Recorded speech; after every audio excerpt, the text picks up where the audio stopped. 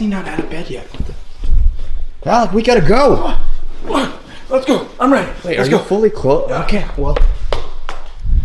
Black shirt for black shirt. Bro, not the time. Let's go. Okay.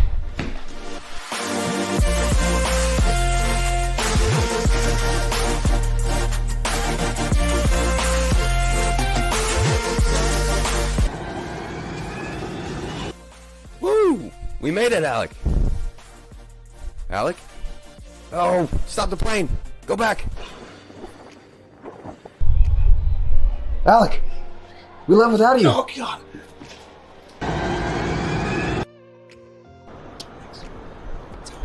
Let's go. Oh, we made it, bro. Let's go do this. Alec, coffee. Really? Yeah.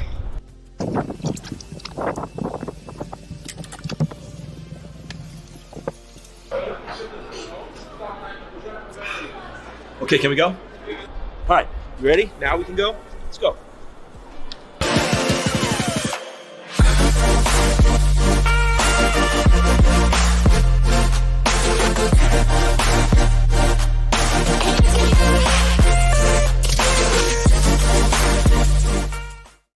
Oh man, ladies and gentlemen, Gary Vaynerchuk. Good to see you, brother.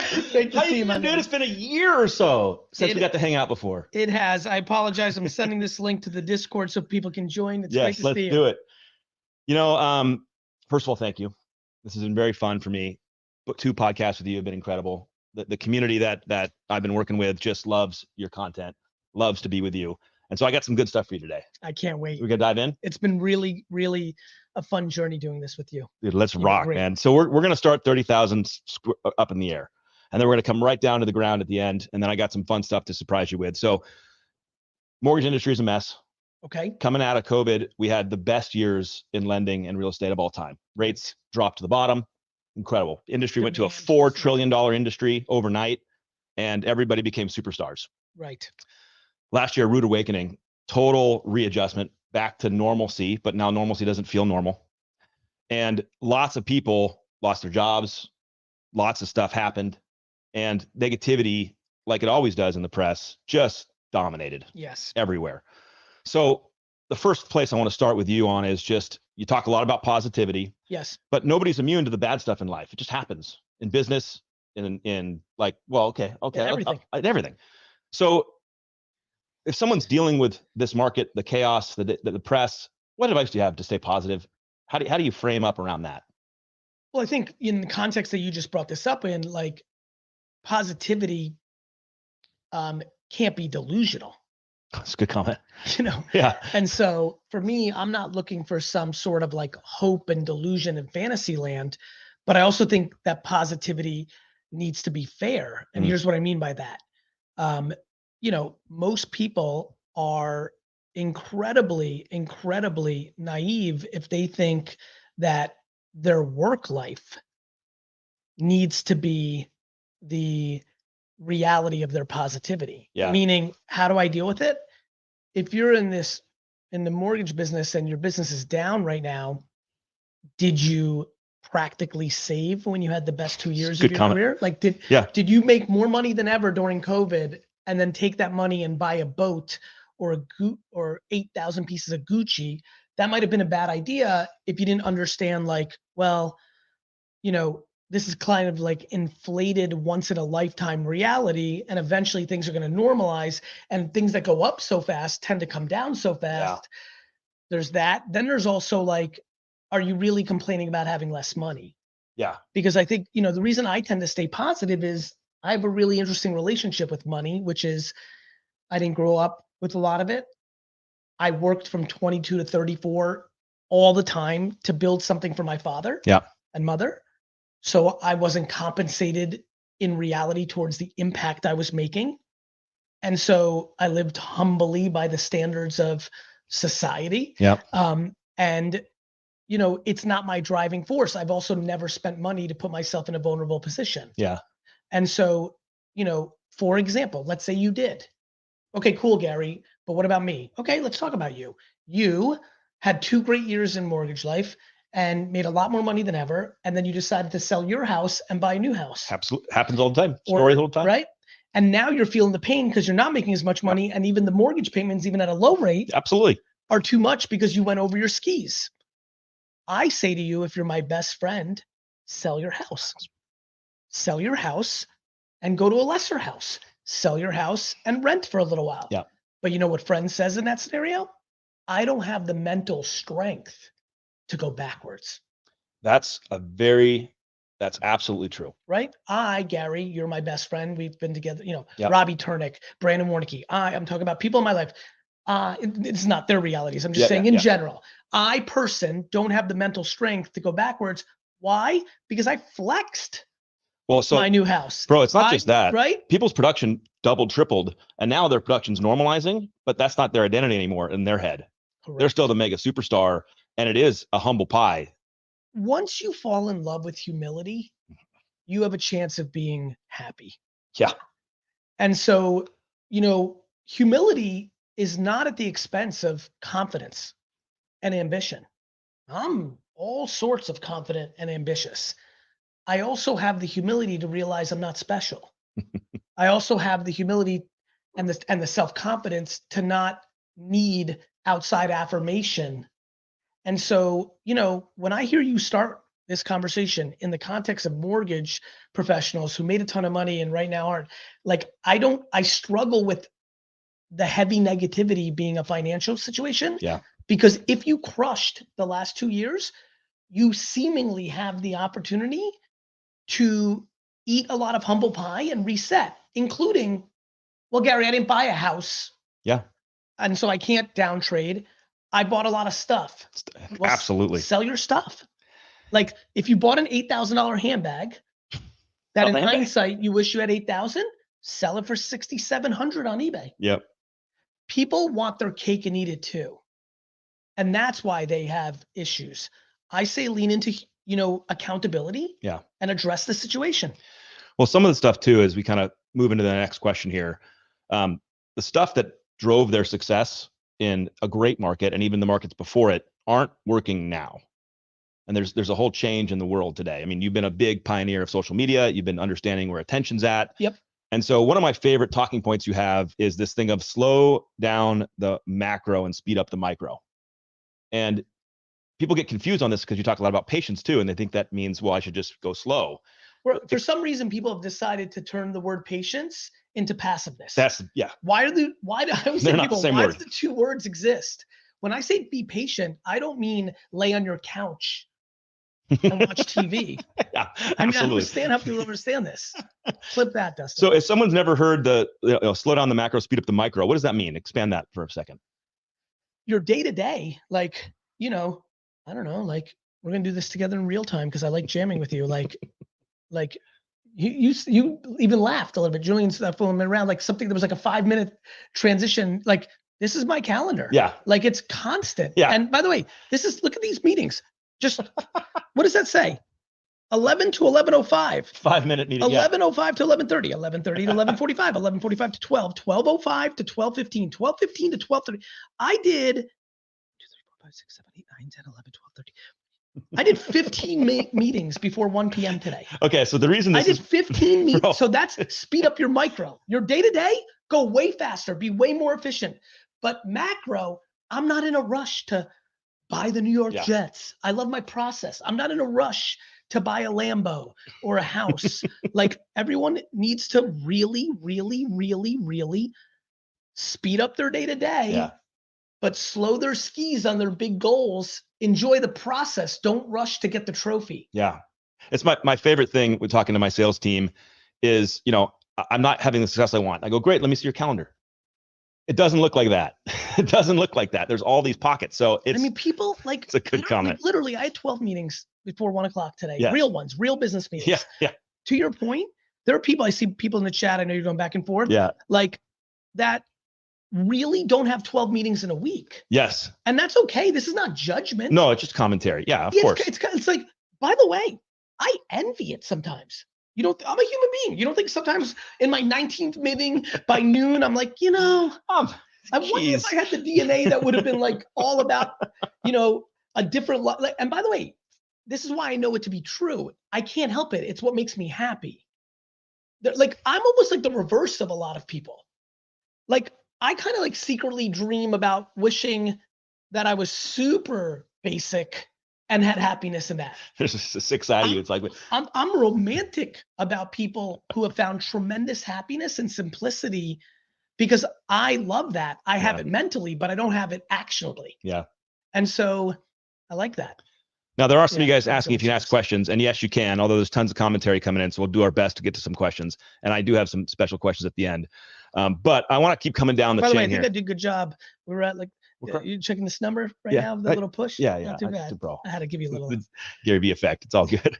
30 to 12:30 is a good run. All right. So I want to hit, I'm circling on patience with you here. Okay. Social media, patience, instant gratification world we live in. Yes. I mean, it's just true. Everyone wants it now. We want it now, all day long. That's called entitlement. So I do see people, especially in my industry and others, waking up to the reality that social media is going to matter. Okay. And they're trying to find their voice in the game. Makes sense. And we talked about this a year ago in the first podcast when it was the Wine Library TV clips. Yes. All the clips you did that no one cared about. You did a good job with that.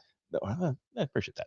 So I find people consistently need some kind of message or encouragement to stay consistent, to stay the game when they're not getting engagement, not getting likes, not getting what they think they should get. I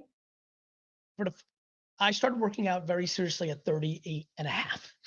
I'm like a 6-year-old and a half. You had the half in there. But it's the truth. I was 38 and a half when I started working out consistently. I have only for the first time, outside of a huge pump on a chest day, in the last 3 months, have noticed that I have chest muscles. Yes. That like literally have, got out of the shower, looked like, and I'm like, wait a minute. Hey, holy shit. It's happening. It's happening. I am 9 years into this journey. I'm 9 years into this journey. 9 years it took me of like real working out to finally have some tiny. There's people born with more chest muscle than I have right now. It's true. What I would say is like, look, I don't understand how you don't understand that anything meaningful and good takes real time and effort. Yeah. Like, I just don't, like, wouldn't it be logical that if it only took 9 days or 9 months to get to the top, that everyone would do it? Yep, 100%. It's fucking hard. Yeah. It's hard. It's hard, but it's worth it. Love is hard, worth it, right? Relationships, hard, worth it. Like, we have to get out of this entitlement, like as if living entitles you for it. You have to work for it. Listen, I have to work for it. Like, I've had to work. I don't have the book here somewhere. 12 and a half. Like, I've gotten better because I've leaned into candor. Yeah. I've had to work at it. Yeah. And you were honest about it. I've had to work at it. It's come so not natural to me. I still hate it. I will always hate it because delivering something negative in theory to someone is like it kills me. Yeah. But like, I don't know what to tell people. Like, it is what it is. Like, if you would like to have something of meaning, you're going to have to put in a lot of work for a very long time. My whole thing is, instead of thinking you're going to hit a lottery ticket, why don't you do what I do and other people that I admire do, which is, this is going to take me 57 years. And actually believe it, like I have. And just sitting it. Somebody had a really interesting talk with me the other day who like actually started off by hating me and thinking like, oh, your parents like was kind of this person like Gary's dad, and like somehow met someone that was his neighbor was like 80 years old and like knew the whole story, like worked with my dad, like knew the story. Yeah. The truth. And like broke it down, and it kind of got the guy like completely 360 on me. And then I ran into the guy at an airport and he like had a few minutes with me and we really talked about it. He's like, now that I understand that you actually built the business for your dad in a lot of ways, or took it to my dad is the American dream, came here with nothing and built a local, but I really did something for my dad. And he said to me, how did you like really like, the reason I never believed it was I just don't believe how a 22-year-old will work every day, 7 days a week for 12 years and have nothing. Yeah. And I was like, it wasn't nothing. Yeah. You think money's the thing. Yeah. I had satisfaction that I'm going to go to the grave giving back to the parents who brought me to this country, That's right. Who built me, who loved me, who put a roof on, like I gave back. Giving is the ultimate getting. Yeah. Right. So, when I talk about patience, I worked the first 12 years of my career to financially incentivize my parents. Yeah. So of course I believe in patience. I was 34 when I kind of started for myself. Yeah. So I think that people are really confused.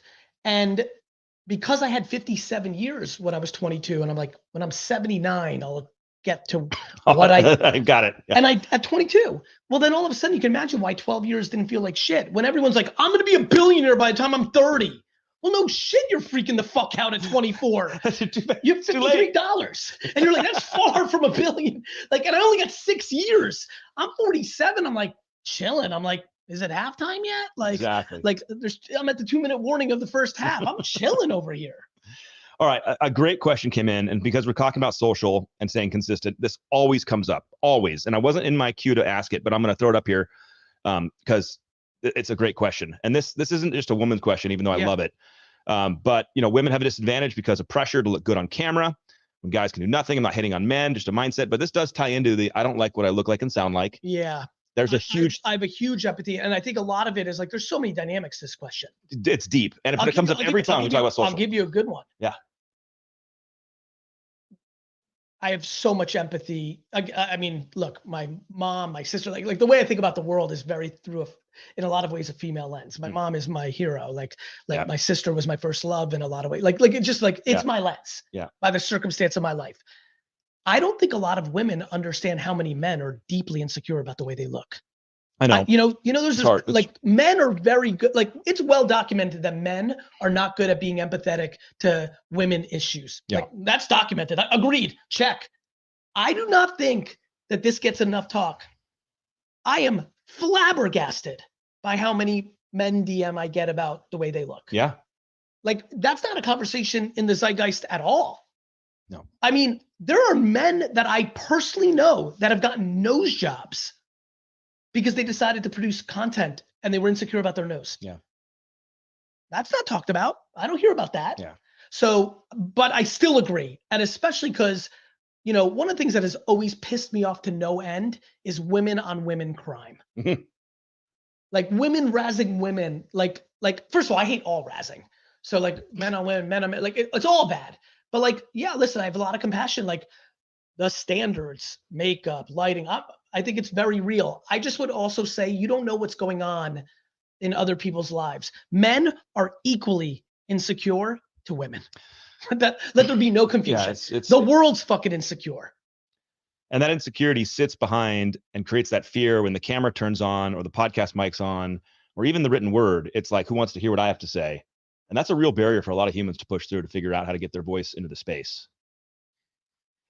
Listen, there's so much humanity stuff that needs to be talked about. Like people first of all have to start being nicer to themselves. God, how about that one? Yeah. Like as I'm sitting here, that's a 2-hour podcast. That's a one 2 topic. fucking year podcast. How about we start with people just being nicer to themselves? You can't be nice to other people. Everyone's like, nobody's nice because they're not nice to themselves. Yeah. Like I just wish that everybody was nicer to themselves. Like give yourself a break. Yeah. Like stop beating yourself up. Like there's freedom there, right there. It's hard, but it's the work. And so let me take it here. Okay. 2 great quotes from you. Reputation is the ultimate currency, and social media is grossly underpriced attention. Yeah. Someone today getting inspired and going, okay, I get this. I believe I'm ready. And this is more tactical. Like this is coming down a little bit down to the street, but like what does going all in look like today? Doing the push-ups. Today you decided that you wanted chest muscles, right? Yes. And I would say drop to the floor and do a good push-up. In the version that you're asking, it means take your phone, flip it over, and talk about something you know or you're passionate about. Yes. Something you know or something you're passionate about. You want the framework of success? Something you know. Stop. I will talk about wine or the Jets or something you're passionate about. Be nice to each other. No passion. No passion. No passion. And do that as many times as you humanly can. God, until the end. And you've talked about it's irrelevant. I think you have to also think about good enough. Well, what is good enough, right? Like, to your Yeah. point, you don't know. This is back to loving yourself. You don't know you're good enough until you do it. Yeah, I just mean like Well, get to a certain point where it's like sometimes we have to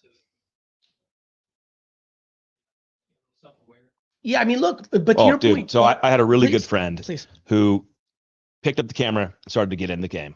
And and he's a tremendous professional. He's got it all down. Like he doesn't, and he's good looking too. It's like shit. He has all of it. Got it all. All of it. And a buddy of his gave him crap and said, dude, this isn't you. And he called me up and he goes, is it not me? And I don't think my answer, he didn't like it right away because I said, of course it's not you. You're so uncomfortable. It's not you yet. It's not that you and me hanging out having a beer. Like, and now I watch him, dude, he's relaxed. He's on it's real. Reps. It's reps. I mean, what thing on earth have people not gotten better at after they've done it a quadrillion times? Yeah. You may have a cap. Yeah. But like, you can, like, even with Dustin, go back to, so I love that. And going back to what Dustin just said, like, I don't want anybody to judge if they're good enough at it. But to his point, one of the things that people like, that whole thing of like, the definition of insanity is doing the same thing over and over and and expecting a different result. Yeah. Like, people are like, Gary V, I made 1,700. This happens sometimes. I made 1,700 videos and I'm still getting 49 views. I'm like, yo. We just talked about it. We just talked about like, we should talk about this. Like, you've proven to me and yourself and the world that you're not interesting at this right now. You're not bringing value to people. Whether, and value comes in all shapes. This 100%. is why modeling's an amazing thing. You were born and you are valuable. like right? Awesome. Look at it. By the way, you still have to work at it. I love when people are like, if you are naturally attractive and you do not eat well and do not work out, it's going to not going to work out well. Exactly. You are naturally funny. Yes. But I think all of us have watched documentaries on comedians where it's very clear, no different than what you just said, that they needed a lot of reps in small comedy shops before they became fucking Kevin Hart. That's right. And there's layers. You get coaching, you learn how to, there's layers to all this stuff. But this is a good question. I want to hit this one because it's in line. How do you succeed in doing videos on things you know are passionate if somebody else is already in and succeeding at it? Nobody else's winning is coming out of yours. If that was true, the game was over a long time ago. That's right. Why did LeBron try to pass Kareem? Oh, it's good. Kareem was the all-time leading scorer. Yeah. Like, why is Kevin Hart doing that? Eddie Murphy did that already. But why did Eddie Murphy do that? Richard Pryor already did that. What are we talking about here?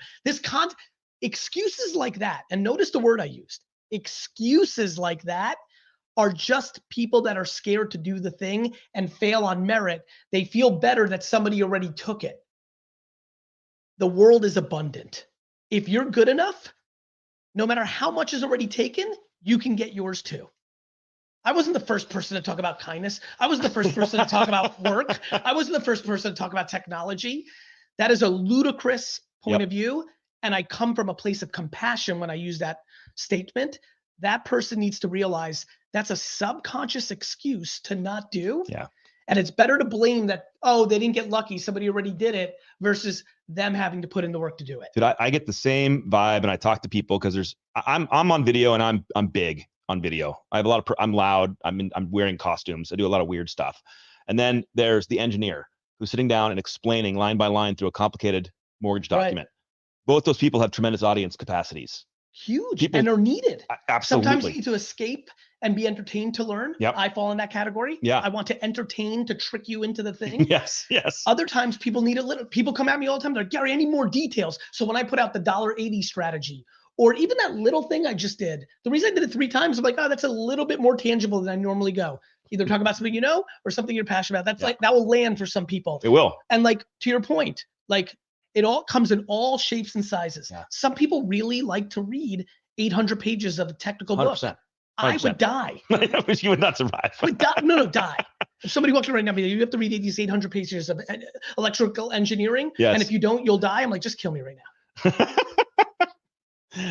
All right. So I did something fun with my community. Gary, lots of people want access to you, and you're busy, and you love Q&A. Yes. I've seen you at this stuff. So I asked some of my buddies on the internet if they have a question for you. I love it. Record it. Let's do and it. I'll play it. And so I got some people that jumped in. Let's go. So let's hit you with some questions.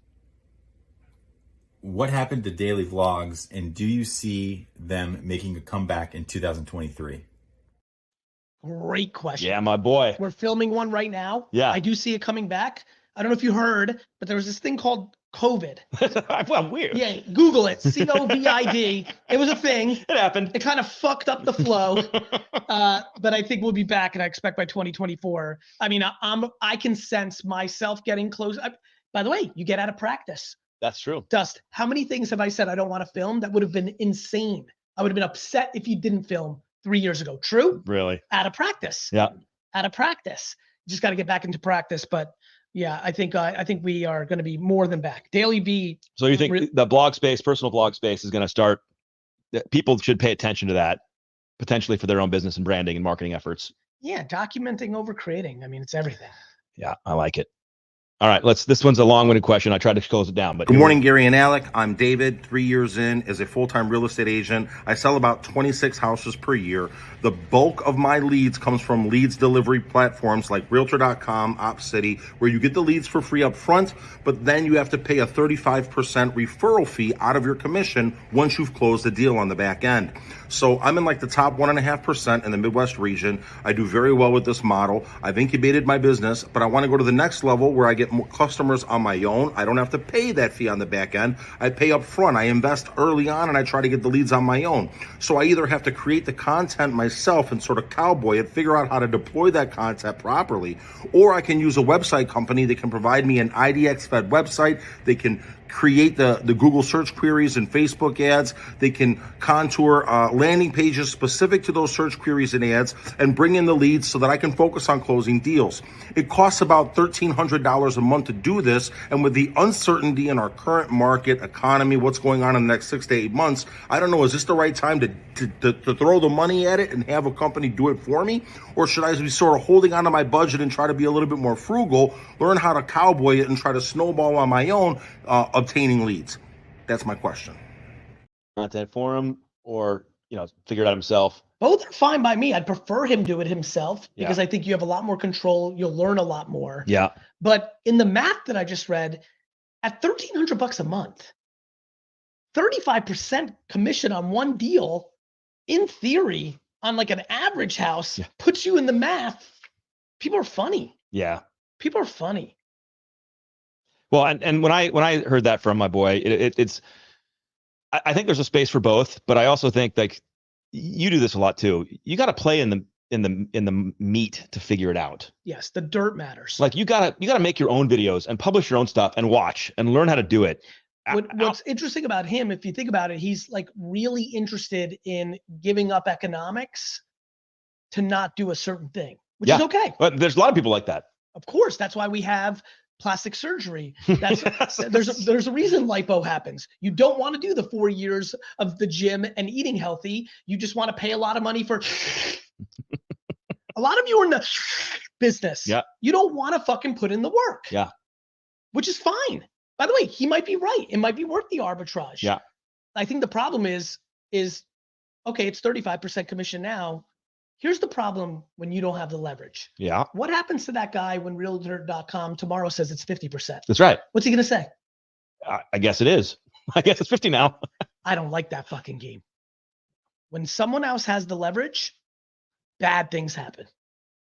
And as this economy squeezes, Amazon and Google and Realtor.com and Zillow and everybody else is going to say, well, we don't like our numbers. You know what we're going to do? We're going to take a bigger piece of the cut. Yep. And everybody who's been sucking off that teat is going to swallow it because they have no leverage because they didn't build their own moat.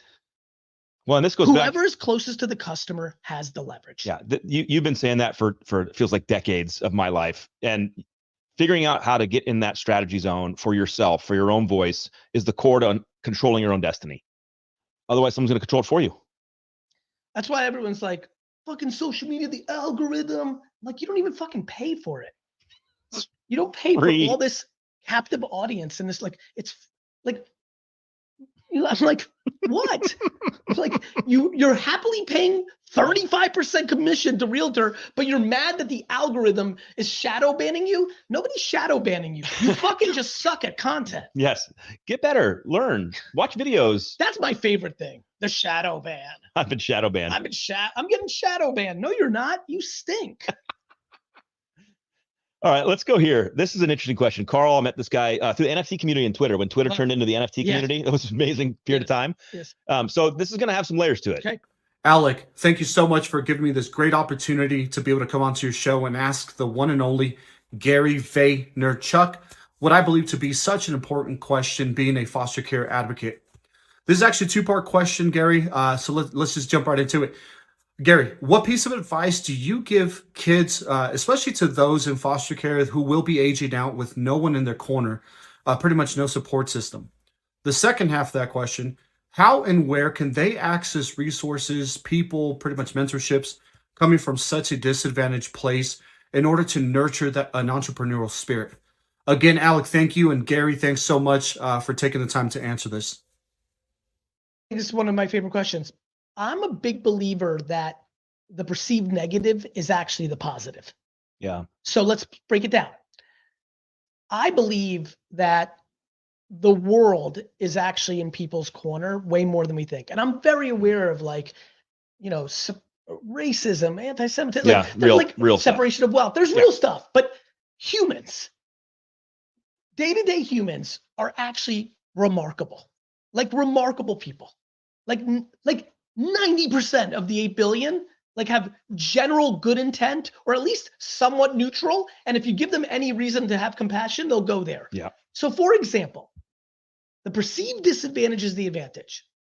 I get 8 million emails, really like 10 to 50,000, but 10 to 50,000 emails a month, a year, a lot, saying, help me, give me time, help me, give me time.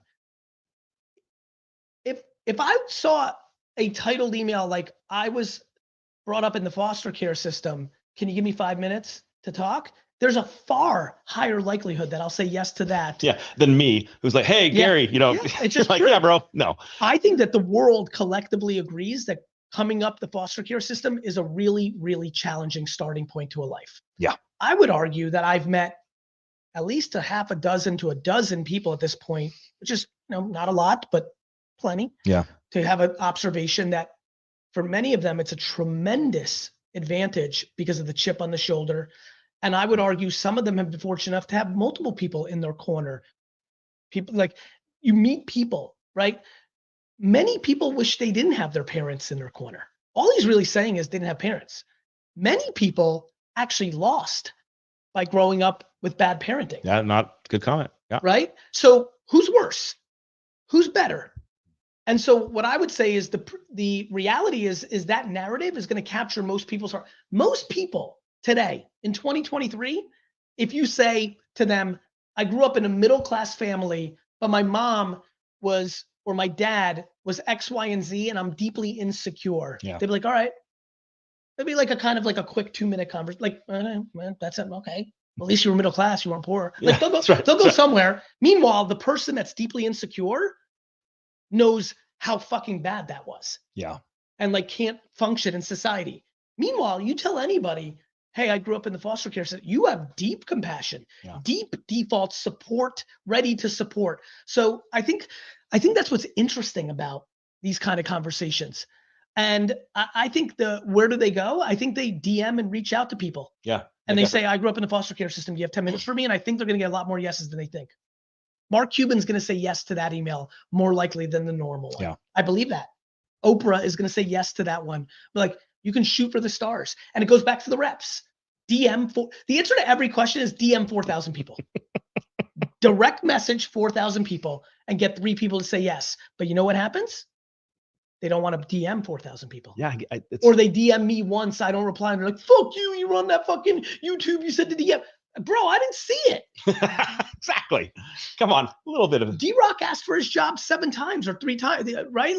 Dust, you too, you applied more than one, right? Twice, not bad. But you know how many people stop at 1? Yeah, everyone. People didn't start. They stop at 0. Yeah, I want to hit this a little deeper because I loved how you framed it. You know, your story is your superpower. I've watched people who said I can't, I don't speak English well, they second language, and they don't want to get videos. They don't do videos because their English is broken in their mind. I'm so empathetic to that because my parents, no question, stayed more private in their lives because they were embarrassed of their accent. It was a very common 80s, 90s thing. But I've watched some of these people turn that into their superpower because there's a billion people that English is their second language. Of course. And they go, so all of a sudden this person who's putting themselves out there in a position of vulnerability becomes somebody they can connect with, and that the know you, like you, trust you thing builds, and then that's what they want to do business with. Everybody wins on their uniqueness, and everyone's insecure about their uniqueness. Yes. Say it again for those in the back. Everybody wins on their uniqueness, but everyone's insecure of their uniqueness. Like the thing that you're like, people haven't figured out, like this thing we grew up with back in the day of like normal doesn't exist. What's normal? Like your interests, your circumstances, your disabilities, your learning disabilities, your challenges. Oh shit! If you like Magic the Gathering cards, what like about Dungeons and Dragons with deep, like all this shit. What about a friend that I have that like, I actually spilled hot tea on myself when I was 5 and don't have any markings, and it was like really inner thigh, like it was really. I was in the hospital for 2 days. I don't talk about it a lot. Actually, not sure I've ever talked about it, but because that happened and like. I got very fortunate. That's what I was always told as a kid. Like this cream, a blue bottle, it worked, and like magic cream. And I was like, oh my God, the Russian thing. And like, and so like, I always thought I was so lucky, but that made me super hypersensitive to kids that burnt themselves and had like big scars on their arms or their waist and everything. Meanwhile, if you have like a big burn scar from like tea all over your arm right now, that is actually your unique point of differentiation. Yeah. And the hundreds of thousands of people that also have a burn mark that may want to buy a house or may want to buy wine or may want to like your thing is your thing. People, I'll give you another one. I don't know why this always caught my attention. People that have birthmarks. Oh yeah. That are very substantial, especially like in their hair or on their face. Yep. These are strengths. I get that you, especially if you're my age, where like picking on people was like just currency. Yeah. And like whatever you were, and now there's more compassion, but it's different and it's done in a different way, but it's the same shit. I just think it's a place of strength, and we need to teach people those uniquenesses are a place of strength. Yeah. It just is. Well, look, dude, first of all, thank you. There's lots. Blanche says, unfortunately, everyone. Bring that up. Yep, gotcha. But Blanche, just focus on the people that are as nice as me, because there's a lot of people like that. Yeah. So many people will sit and spend all their energy being upset about the one person that's making them feel unhappy in class or in their family or at their workplace. Yep. Instead of the 37 people that are sitting in the other side of the house, cheering for them and trying to help them. Yeah. They put all their energy on that instead of the reverse. We tend to look for the negative instead of the overwhelming positive. Yep. That means it's work on you. You need to do that work. This is not about people being nice or not nice. This is about your ability to find the nice versus dwelling on the not nice. Yeah. Yeah. And it's worth it. I can speak from a position of, I was heavily bullied growing up, and coming through that and finding my own voice has been an amazingly deep freedom.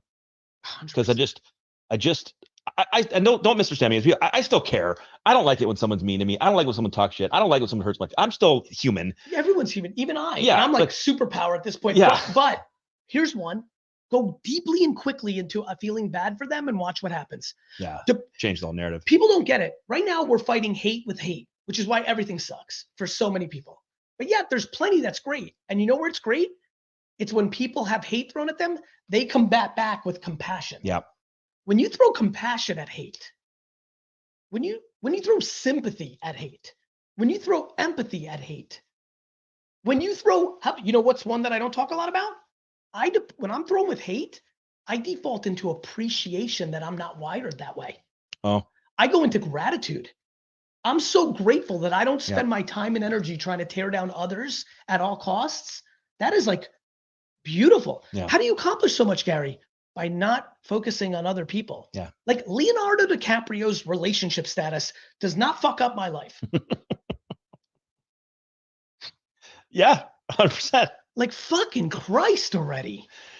So, hey, we're hitting our time. We But are? yeah, we're 40 already. We're cranking, bro. No, keep going. Okay. Well, no. So, like, we I hit think a lot. Leonardo DiCaprio one was good. It was good. Like, I was watching people like fucking out. Like, Stop. Stop. fucking worry about your life for a minute. Go do some push-ups. We hit a lot of ground today.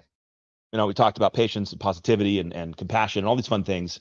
There, I just love for you to speak to the group here from what's on your heart. Just kind of whatever message you got, because here's my drive, and maybe you could springboard off this. Please.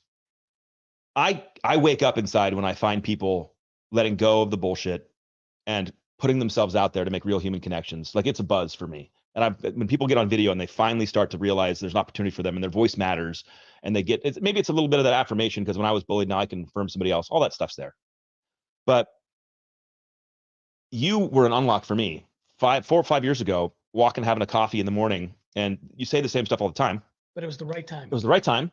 And I went all in on social. I all in. I said, you know, this matters. And if I want to be the leader I want to be, I gotta be in there too. Can't just tell people to do it. I got to try to play the game too. And I went all in. And so it was a great unlock. And it changed the trajectory of my career and my relationships and life and all the fun things. So what message do you have for other people right now that might be ready for the same step? Boy, oh boy. Yeah. You know, since that kid that told you those things, I think the last 5 or 6 years I've evolved quite a bit into my conviction about the simplicity of this all. What do I want to say to everybody? Please use this moment, this sound clip, this video, however you're live right now for the 1,000 people on here, 850 now. Sorry, we lost somebody. It was Leo comes. Stop beating yourself up. Let me tell you why. Every other person on earth sucks too. Stop putting people on pedestals. Don't put your older brother on a pedestal just because he seemingly has his shit together and is winning. Yep. That doesn't mean you suck. Because I promise you, if you poke hard enough, that older brother that seemingly has all his shit together has fears too, has hurt too, is struggling too, right? Stop putting other people on a pedestal. Not celebrities, not your parents, not anyone. That doesn't mean don't have like warm affinity towards. Yeah. That doesn't mean you can't admire. Of course. That doesn't mean you can't enjoy. That doesn't mean you can't grasp and learn from. But don't put someone on such a pedestal that it makes you feel lesser than. Yeah. Right? Start, and more importantly, start really leaning into what you are versus what you're not. Yeah. I'm thinking about a lot of people in my life right now who are just so fixated on what they're not, instead of realizing they're incredibly loyal. Yeah. They're wildly well-intended. They are super great at music. They are a tremendous friend. They are great at cooking. Okay, yeah, you don't know how to make money. And okay, yeah, you like have a lot of insecurities still and you're not through it yet. Okay, yeah, like you're struggling with depression because your upbringing created a very negative framework of insecurity and unhappiness and jealousy. That's okay. We're all working through shit. Yep. I like had a poison pill in my body while I thought I was winning everything. It was called lack of candor. Yeah. Cruising, winning by all of your standards. Lack of candor. Created the only people on earth that could walk around and not like me because I wasn't candorous to them. Yeah. And I went from the power position of them fucking up to I'm fucked up because I wasn't candorous. Yeah. Right? So there's a lot to this, but like most of all, what am I going to say? The second you start loving yourself for real is the second you'll start doing the shit we're talking about here.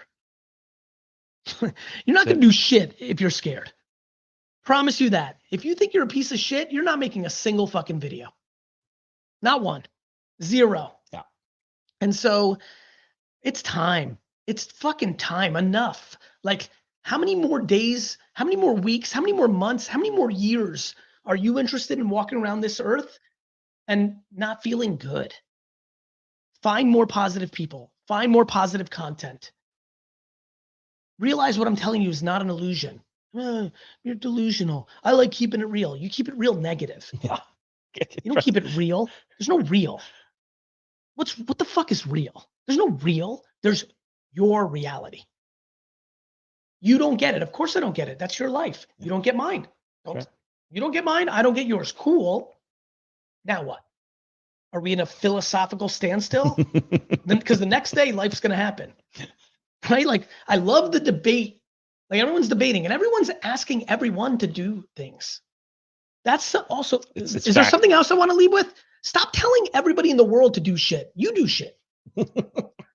They should, the government should, my boss should, my wife should, my husband should, my kid should, my teacher should, my boss should. Like, everyone should. What about you? What are you doing? Turn it on. They. People are infatuated with they. Mhm. How about fucking taking the word they out of your mouth and saying I? How about that? You want a good piece of advice? Get the word they out of your fucking mouth on something you want accomplished and go into I. Change your life. You hate politicians? Become one. Yeah. And win your race. Win it. Be the mayor. Fix it. Don't like how people are parenting that kid over across the way? Just focus on parenting your kid. Don't tell them what to do. They're not going to listen to you anyway. What are you going to knock it? Hey, Mr. Jones, I don't like the way you're doing with your son, Ronnie. Tell him to keep his bike off our lawn. You worry about your kids. That's how you're going to fix it. That's shit. That's shit. Gary, first of all, thank you for continuing to be a loud megaphone in the space, in the world. We need it. I love this conversation. I can't wait to go watch it again and get all things I missed because I'm trying to, Focus support and people. stuff, And yeah. I love the By the way, engagement in the community. You also had some other questions. I'm going to do something really nice. I'm going to have you send my team those questions and I'm going to do some split screen Rad. answers and put it out on Twitter. Yeah. And We'll maybe rock even it. Instagram if it's real good. Yeah. So keep filling up the questions, guys. Hey, Gary, thank you. Can we do Can we go back to the Yeah. live chat? Because I always love that. I just want to read a couple of things in there. Just Yeah. want to see what people are like thinking about or what they're resonating to. Like the instant, Yep. the instant feedback is just something like I always am curious by that.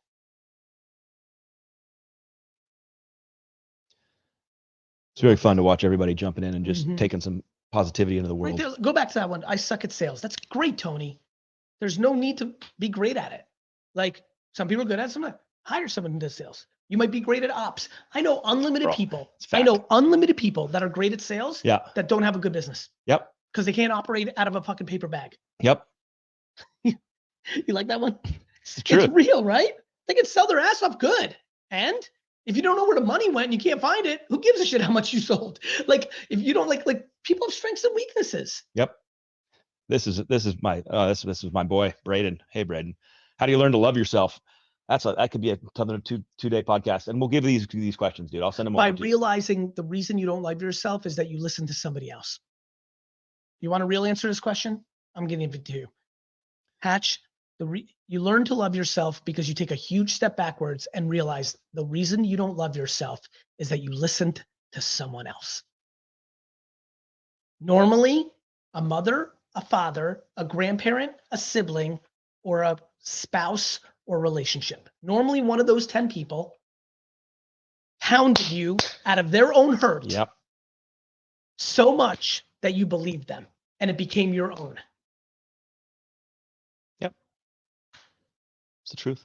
It's the fucking truth. And we have to have like the better combo. That's what I'm about right now. I'm like, okay, I got about another 50 here. Yeah. I'm 47 in. I'd like to get to a hundo, but I'll take anything in the 90s on the record, God. On the record. I gotta fucking, for the next 43 to 50 years, get as much of this out of like the real shit. Enough of like, let's call it what it is. Yeah. There's a lot of hurt people and they hurt their kids without even realizing it. Yeah. It's not like your no, mom it's- woke up and like, I can't wait to fuck up Johnny today. No. Yeah. They don't even realize they're doing it. Yeah. They're doing it like this. Don't trust anyone out there, That's right. right? Johnny, don't trust any of those They're people. gonna They're going to screw try you. to hurt you because Yep. they got hurt. And all of a sudden, Johnny's like, oh, shit. And most kids, I got very fortunate when I got met with that and people of influence in my life, it was too late. I had the natural DNA in my mom's first 5 or 6 years of parenting put me in a place of like, I didn't believe them. When grownups, including family members or teachers or other people in Yep. authority or had leverage with me, when they were saying the world's bad, I'm like, you're fucking stupid. And that was at like 11. I remember actively believing that. Yep. Family members and all my family members came from Russia. So they really like were cynical and sad and hurt. And I'm like, at the time I was like, you're stupid. Notice what I said, you're stupid. Now I'm like, Oh my God, I feel so bad for the aunts and uncles. You grew up in Russia, of course you believe that. And Everybody, was, yeah, you were the, it was the, it wasn't even about. It was like it was scary. Like Yeah. Russia was like North Korea. People don't get it. yeah. You couldn't leave. It was a jail. Anyway, Look, my friend, you got to go. yeah. I know you do. Yeah. If you're guys, keep throwing in questions. I'll get them over to Gary's team. He'll have a field day with it. But thank you, dude. It's been a great time together. I appreciate you Thank so you much. for being such an iconic podcast panther. I Hell enjoyed yeah, this. dude. It's been a lot of fun. It's been great to be with your community. And I felt like we touched on some really good stuff. I liked it. I loved it a I lot. kind of want to I think we're going to get like 25 clips from it. You're going to be in a lot of content. All right, my friends, Thank have you, a everyone. wonderful day.